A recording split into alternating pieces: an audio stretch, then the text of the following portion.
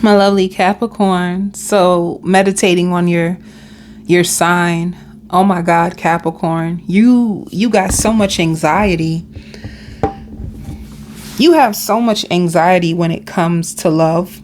You got so much anxiety about a person. You could be spying on somebody.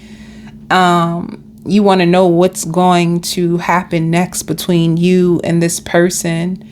And you could be like daydreaming about them and trying to manifest them. And in a sense, you could be operating from a place of fear. So just be careful of that. Another thing too, like you may have a sibling that needs you to like watch their children for them. But outside of that, I just see you so fearful about your love life. I don't know if you are attached to the outcome of a love situation, and a part of you feels like abandoned by this person. You feel left out in the cold. You feel like this person is not giving you like the attention or the validation that you need to feel secure, like this relationship is going to go in a good direction. Some of you may know that this person has other options, and you were just hoping that they would choose you because you are trying to show up for them, or you're trying to show them how lucky they would be to have you in their life. And it's almost like you're showing this person that you are the prize, but somehow, some way you just feel overlooked. And that can make you really sad, you know? So I see that in your energy so strong. Like you feel like you're going through an emotional storm and you don't really know what to do next. And I even see you crying. Some of you could be crying about this. And you know, honestly, Capricorn, if this doesn't resonate with you, this could be the cross watcher, you know? Know that the energy can work out for the cross watcher as well. It doesn't have to be you, but if this sounds like you, this is where you are. And if it's not you at all, it can be your cross watcher who feels this way about you. But let me tell you, baby, I'm telling you, this is you. You feel so passionate about somebody. You love making love to this person. You love the way they touch your body. They can make you smile. You know, they make you smile. They make you think about life. And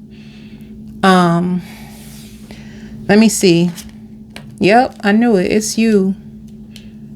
You feel so conflicted and defeated, and it's because you just don't want to get your hopes up. And this person hasn't been look at me stuttering and stuff. I'm like, This person they haven't been clear. They haven't been clear on their intentions with you, but you guys connect so well. You guys connect so damn well, but then after that, it just flatlines. It just flatlines, and you don't know if you coming or going with this person. Some of you could be going to a sippancy. What's a sippancy? You can be going to a sip and paint, something to do with sipping. You could be invited someplace where you sipping something. Oh, what if you're going to like a wine tasting? That sounds so nice. I've been to 2 wine tastings in my life, and they were both so nice, like really, really nice. And the crowd was nice. You could be going to something like that. But yeah, you feel so conflicted. You feel so heavy in your emotions. And I don't know if you're happy about that, because who wants to be in their emotions, you know? So you may either feel as if this person has emotionally withdrawn from you. You know, when you have a connection with somebody, you can feel them in your energy. But when there is no energy being given back to you, you can feel the emptiness of a person, especially if they're not reaching out to you. So I feel like you really have desires to connect to them closely. And you could be withdrawing. And if you are the one who's withdrawing, you're only withdrawing to protect yourself. You just want to protect yourself. So you could be withdrawn. And if you are withdrawn, you're not happy about it. This person feels so safe to you, but at the same time, they can't be that safe. Anybody who's inconsistent, you can never feel safe with anybody who's inconsistent. Inconsistency alone just gives you anxiety, you know? If you are a person that is looking for like real, intimate, deep connections, inconsistency is a red flag. It makes you feel up and down emotionally, especially if you really like the person. I don't know if you're going through that. But some of you too, you could be going through issues with like your parents. Your parent could be going through their own stuff and they can project a lot of unnecessary stuff onto you. So that's another thing. If you have a parent and you feel like your parent, like they have the weight on their shoulders and they're just throwing it onto you, you know, you can have people around you like that. That you got this lover on your mind nonetheless. Let me see the last card. See, you're going to be waiting. You're going to be waiting. So this is your energy, Capricorn. And once again, like it could be another thing too. This person can, you can feel, or this person can feel, whoever's energy this is, can feel like the other person is starting to get like stingy with their time. So in the beginning, this person could have been way more available. They could have been, you know, a little bit more consistent. And now all of a sudden they're starting to like pull back their energy. They're not showing up for you in the way that they once were, which will make you feel abandoned. It will. If somebody's giving you attention and energy and then they pull it away, it can make you feel left out. So I feel like that's what you're going through. This is the person. They see you as a soulmate too, Capricorn. So what is the problem? They're going through an emotional storm too. They're going through their own stuff. This person sees you as a soulmate. They feel the connection. That's what you probably want to know. Like, damn, am I in this? Am I in this by myself? Am I the only ones in my feels? Does this person give a damn about me? Yeah, they do. They feel like you are a soulmate. They feel like a deep connection with you, but they're going through their own unstable emotions. They have something going on in their energy, and I don't even know if it's related to you or not. It could just be their life. They find themselves safe with you as well. Like when they're around you. So it looks reciprocal. It looks reciprocal. Let's see what is this emotional storm that they're going through. Cause I don't know if it's like, damn, this shows lust. The forbidden fruit and non-committal. So there's two things. This person can be going through their own emotional storm because they could be lusting after somebody who's non-committal. They could be trying to overcome someone who is non-committal, or they can struggle with commitment and emotions themselves. And that's the reason why they're struggling with you. It's one or the other. It's something else. They can have an outside connection where they're clashing with somebody that they're incompatible with. This can be somebody that they're just sleeping with, and they could have found out some stuff about this person, and that's causing them an emotional storm within them. And that's why they're unstable with you, because there's someone in their energy that they're trying to overcome. So this is a third party situation. And this is why they're distant. If they're distant, if you feel like this tug of war with them, it's because they need to let go of something that is hurting them. Something that's not going to even work out anyway. Yeah, it shows divine masculine, divine feminine. You two can be counterparts, but it's just blocks and emotions because of somebody else. Damn. Yeah. They could have been building a foundation with this person. Look, it shows foundation.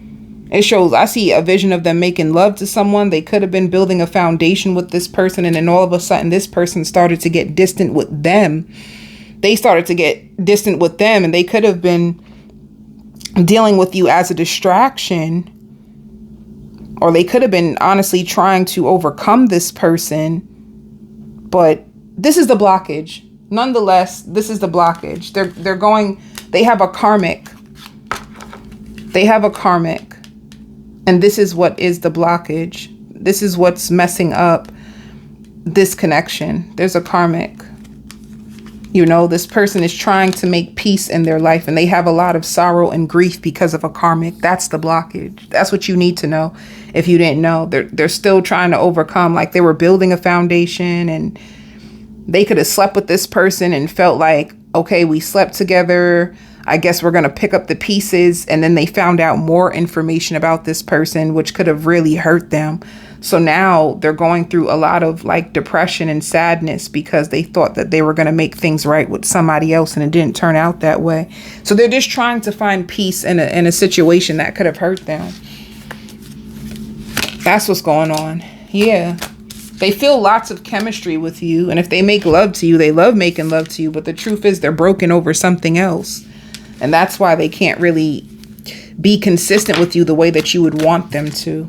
All right. But there is going to be a second chance for you and this person. But it's after you feel left out in the cold, and you're going to feel a little hopeless because you're going to feel like this person is just so distracted. And they have other things that are blocking their judgment from committing to you. And you're right. Spirit says you need more time for your goals. Like, and you need to set more reasonable goals for yourself. What's going on with you, Capricorn? You might have expectations that are so high that it hurts you. It can feel like your goals can almost feel like a punishment to you because you expect so much more out of yourself than what you have to give. Let me explain that. Kind of like what I said in the Pisces video, that we only have a certain amount of energy that we can use during the day, you know?